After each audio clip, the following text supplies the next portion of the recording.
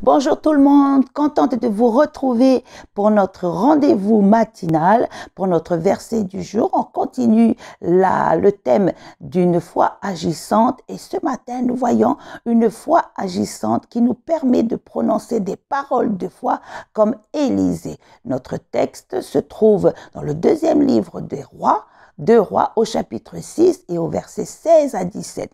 Le contexte de ces versets, le roi de Syrie qui veut entrer en guerre avec le roi d'Israël, mais ses projets échouent parce que le roi d'Israël est averti par le prophète Élisée.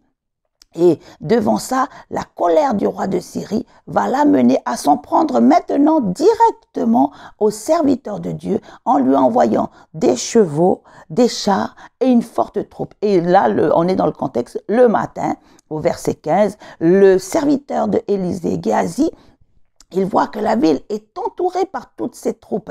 Et là, la crainte va saisir le serviteur parce qu'il est influencé par ce qu'il voit. Et ce qu'il voit va se traduire maintenant, ce qu'il va ressentir va se traduire par des paroles. Voilà ce que le serviteur va dire au verset 15. « Ah mon Seigneur, comment ferons-nous » Le prophète Élisée voit la même chose, mais ses paroles sont différentes. Voilà ce que le prophète dit. Il répondit, « Ne crains rien, car ceux qui sont avec nous sont en plus grand nombre que ceux qui sont avec eux. » Et au verset 17, Élisée pria et dit, « Éternel, ouvre les yeux pour qu'il voie. » Et l'Éternel ouvrit les yeux du serviteur qui vit la montagne pleine de chevaux et de chars de feu autour d'Élisée. Pour nous encourager que c'est vrai, souvent nos paroles, souvent ce que nous prononçons est influencé par ce que nous pouvons voir, parce que nous pouvons entendre, voilà. Mais la Bible, elle dit que nous marchons non pas par la vue, mais nous marchons par la foi, parce qu'il y a des choses que l'on va voir, qui vont susciter en nous de la crainte, qui vont susciter en nous du murmure, qui vont susciter en nous de la colère. Et voilà, on voit bien dans ce contexte deux attitudes.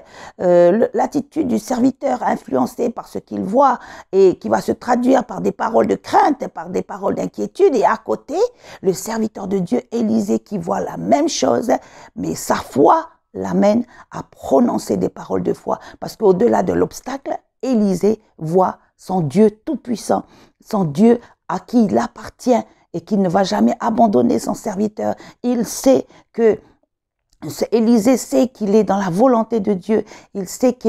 Élisée sait qu'il est là où il doit être, qu'il accomplit ce qu'il doit faire. Et donc, il est assuré de la présence de Dieu. Il est assuré de la puissance de Dieu. Et voilà, Élisée, c'est un homme de foi qui voilà, non seulement sa foi grandit en lui, mais elle se traduit par ses paroles. Voilà. Et que nous aussi, que cela puisse être un encouragement pour nous ce matin, que pendant toute cette journée, que notre foi se traduise aussi, non seulement par notre attitude, par notre comportement, mais aussi par nos paroles. Et voilà, quelles que soient les circonstances qui vont arriver durant cette journée, regardons au-delà de la circonstance, parce qu'au-delà de la circonstance, il y a notre roi des rois qui est assis sur son trône et qui contrôle toutes choses. Voilà, que Dieu nous bénisse, que Dieu nous encourage encore pour cette journée et que vraiment toute la grâce de Dieu se pose sur chacune de nos vies. Voilà, je vous dis à tous bonne journée